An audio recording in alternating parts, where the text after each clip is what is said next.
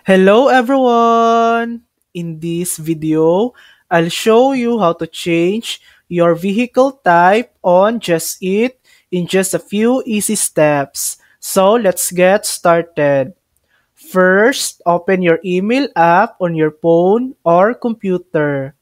To change your vehicle type, you'll need to contact Just Eat Courier Support by email. Create a new email and send it to couriers@justeat.co.uk. In the subject line, type request to change vehicle type. In the message, include your full name, courier ID if you have one, and the new vehicle type you want to use. For example, I'd like to change from bike to car. Double-check your details and send the email. Then just wait for a confirmation from the Just Eat support team. They'll update your account once the change is approved.